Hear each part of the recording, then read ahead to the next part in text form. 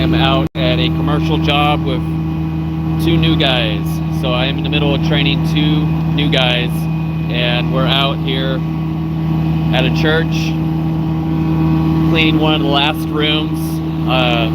We did the main sanctuary over there about a week and a half ago, and unfortunately this building had some roof flooding. There's actually a company over here finishing up fixing the roof, and so normally I could run both vans, this one machine, the Nissan setup, and be able to tackle this job, but I'm getting these guys used to setting up two vans, or a van by themselves, so they can learn about doing that and getting used to it without help.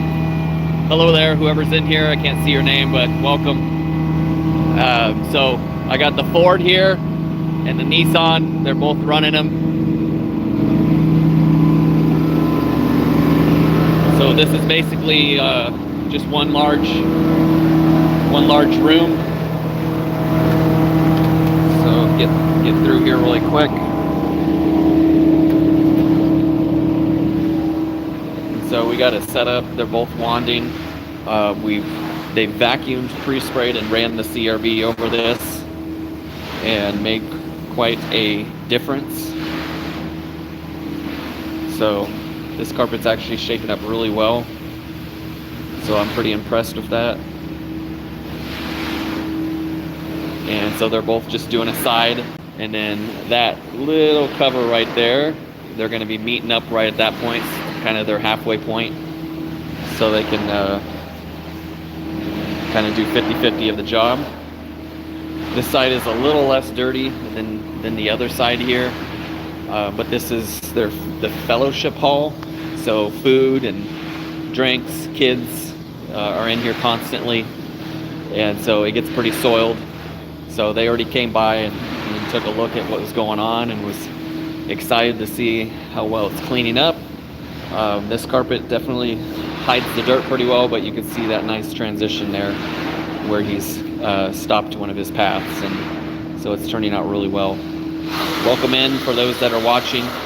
I know I don't do a whole lot of live stuff, but I'm in the middle of training, and these guys are doing great so far. They've been with me. This is just barely the start of technically their third week.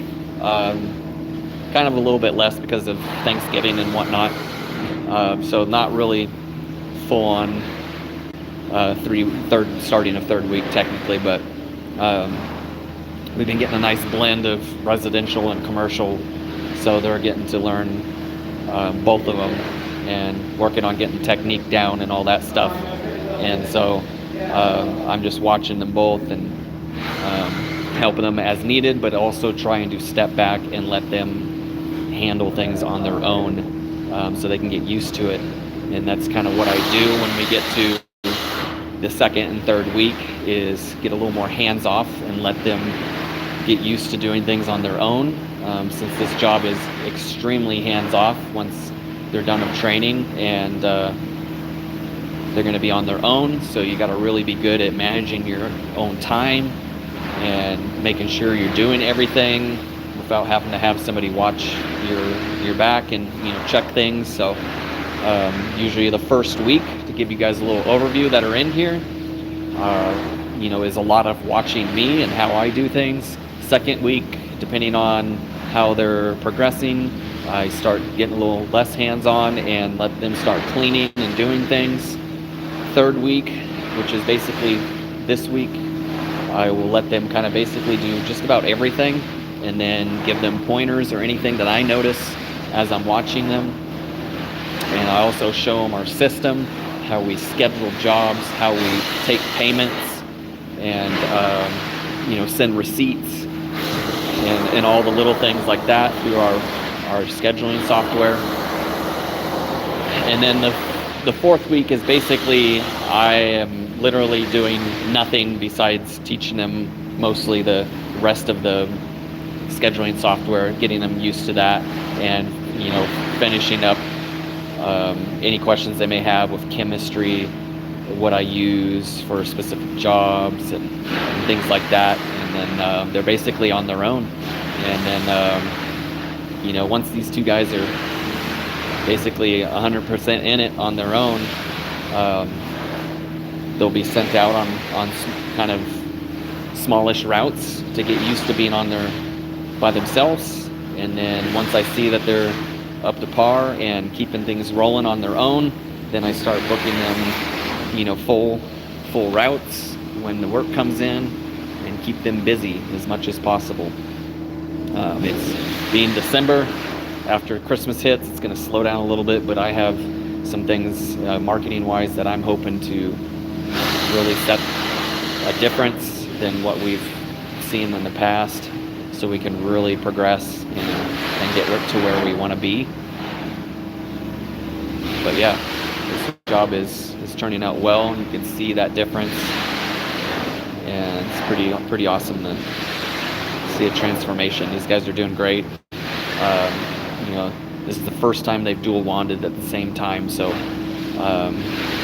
it's just a matter of getting used to working with each other and finding out where you should stop, which direction you should go to pay attention, so you're not in each other's way and stuff like that. So I'm trying not to critique much and let them do their thing, and then when I see something, I say something, so they can get used to what to look out for. So, but yeah, gotta give them some freedom, let them do their thing, and if it's something related to the actual cleaning itself, then you bring it up. But I am putting a training video together to get the basics. So if we hire somebody, they can watch that video before they even go out on a route, and then see what the job's all about. And and a lot of times that will kind of help determine whether the person's a good fit, or if they feel like they're not a good fit for the job, if it seems like it's more than they were thinking it was going to be and don't want to do the job, then that'll kind of help us and them understand what they're about to get into, and allow them to make a better choice for what's right for them.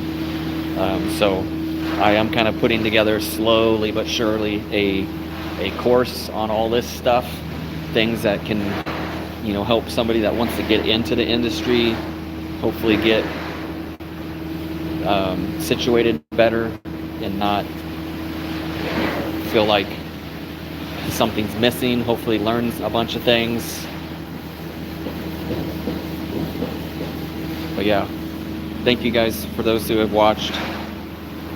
Hey Adam, I'm doing great. Thanks for stopping by in the live. Hope all is well with you too. Appreciate you stopping by. If you just joined in, this is just a couple of newer guys that I hired recently in the past few weeks, and I'm just letting them do their own thing in here and get used to cleaning some commercial carpet. This is our second job of the day. We had a very small commercial job earlier at a glass company near us, and this is a fellowship hall at a local church. We did the sanctuary and their pews about a week and a half or so ago, and they got some experience cleaning those pews and a little bit of the carpet there. But since this room is nice and wide open, I'm letting them handle business here, and I'm just kind of watching over and talking with you guys a little bit. So yeah, just a little short video. Spend some time with you guys. I don't get to do lives very often because I don't know if I can really, how many people are going to be okay with me going live in their house doing a video. Most people don't mind us doing videos. If you've ever been a fan of rotary extraction, I've seen you doing VLM stuff, and obviously plenty of wand work, but not rotary.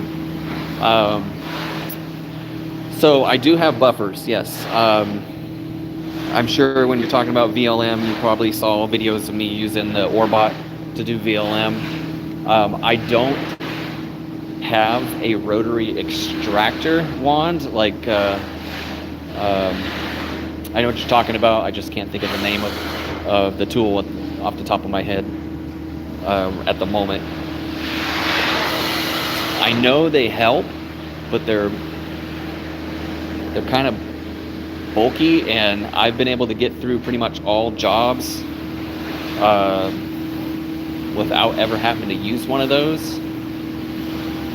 If there is a job that's really nasty, and a commercial job that needs more than just wand work, then I would usually bring the Orbot Vibe with me.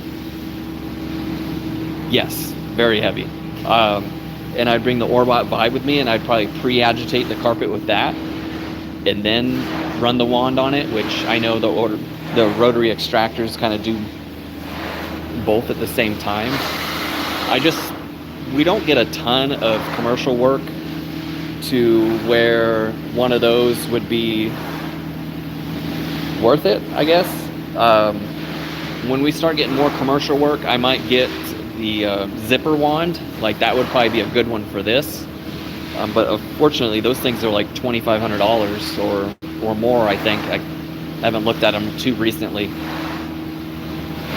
Hi, Tiffany. This is a church. It's called their fellowship hall. So a bunch of tables and chairs. You can see some of this little stacked chair thing here. This is where they'd eat and hang out.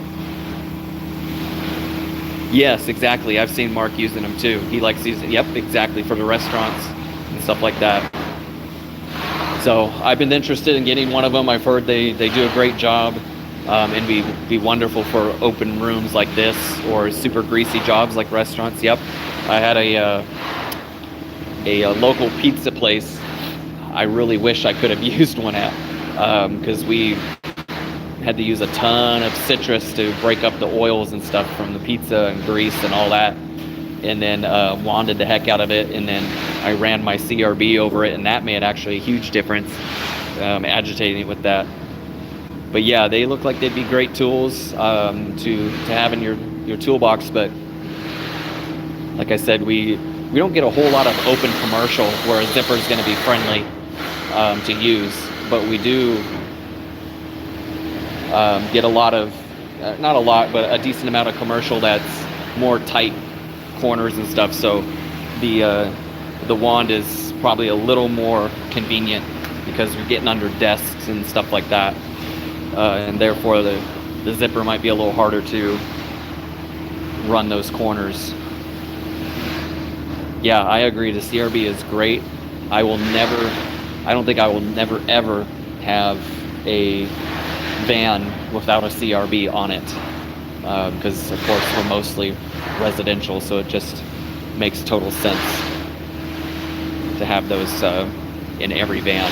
And I was just talking to these guys and telling them, like, even the jobs that look like you could vacuum it, pre-spray, and rinse it and it would come out great, I'm like, I just don't feel like I'm doing what I'm supposed to do unless I run through every single step and run the CRB, even though I don't see any visual difference happening in some jobs because they're not in bad shape.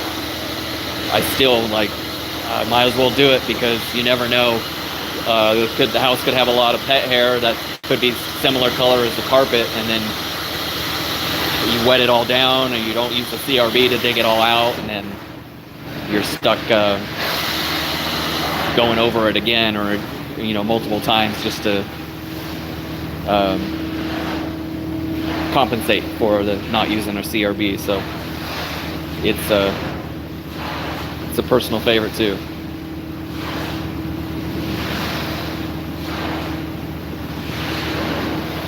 Yeah, I mean, before I even knew what a CRB was, my first time finding out how well agitation helps in residential carpet particularly is, I had a job, I remember years ago at my old place of work, before I even knew what the CRB was, I pulled out my carpet rake, and it was a white carpet, and after I pre-sprayed, I scrubbed the heck out of it with just the carpet rake, and I noticed it made a difference. So agitation is very important. I just have trouble skipping it anywhere, ever, with residential mainly.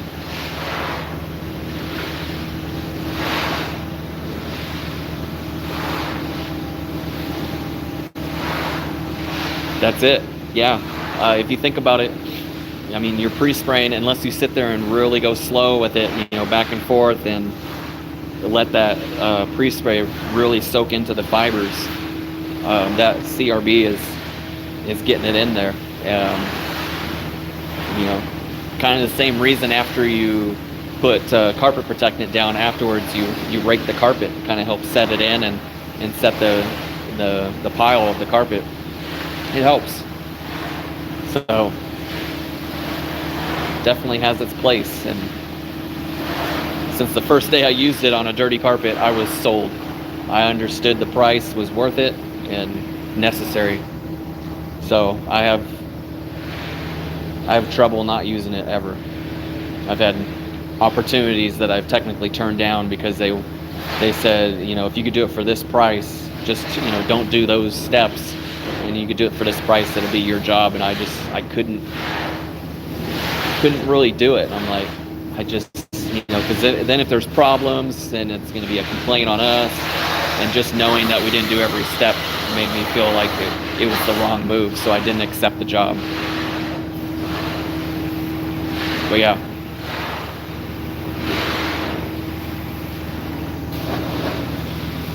Yeah, I could tell. I mean, you obviously know a bit about the carpet cleaning, even though you aren't doing it personally. You've seen enough to understand the difference it makes. Yeah, I know sometimes you think like, well, I mean, that would make me more money and it would be great. I've even toyed with the idea of setting, expectations and getting a more affordable approach for people and call it like the economy clean or something like that. And do it kind of how my old job did, just set them up and let them know like you need to vacuum before we show up, at least, and then do our normal pre-spray and extraction, which would save us a ton of time, and could allow us to give them a cheaper price for sure. But it would have to be with that understanding that they need to thoroughly vacuum their carpet well before we show up, or you run the risk of obviously lower results. And then that would of course be no CRB, so they would have to understand that too. And but unfortunately, again, you would have to set those expectations, and then you would also have to tell them like there is no guarantee for the end result, and we can't at that point, price point, come back for any warranty work.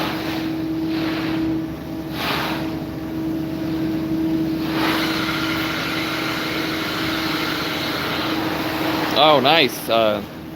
What area are you in, J-Dog?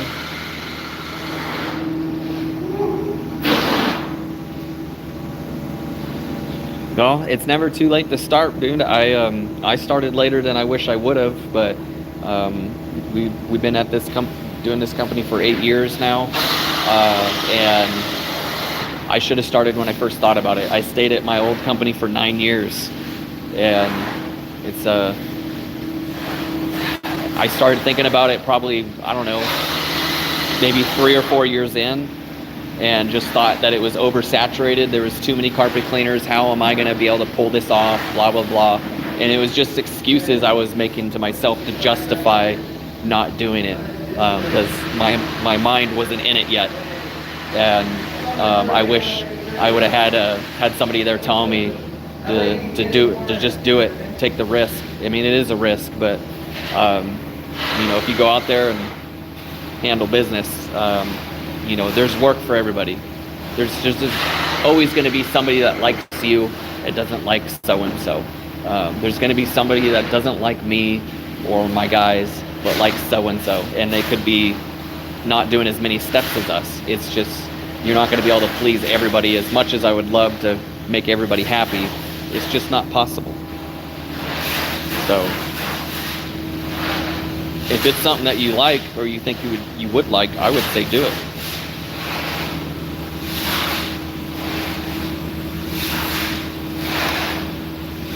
As far as carpets that are typically the easiest to clean, most carpet cleaners are going to tell you nylon. So That's what I would personally do. I mean, unfortunately, you're never gonna get a crazy high-end carpet again like in the past. Like there's carpet in my personal house that's over 40 years old. It's a nylon twist, and it cleans up beautifully all the time. But it's just the quality of it from back then was so high. But nylon seems to be easier.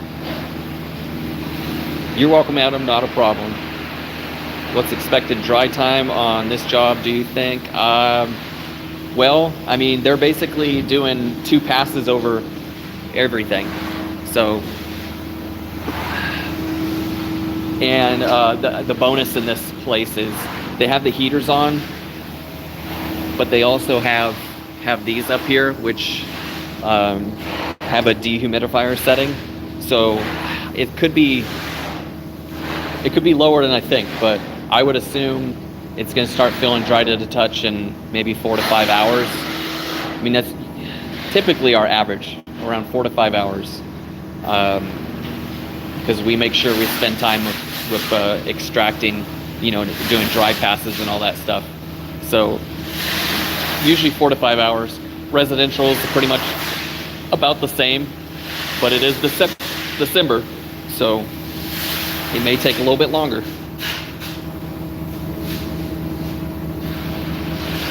Super old carpet I did 10 video ago that cleaned up amazingly. You could tell it was super oily. Don't make them like that anymore. Yes, 100%. If it's the one I'm thinking of, then yeah, exactly.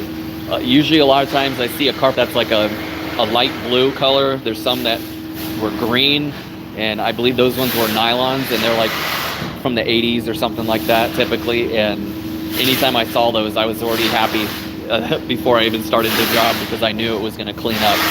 They may be a little worn out, but I always knew they would clean, because that old nylon carpet would just clean up wonderfully and never give me problems. Well, anyways, I'm going to shut this live down. Thank you so much for watching. There's 8 of you in here at the moment. Thank you for hitting the like button. To those that did, I appreciate your comments and talking with me for a little bit.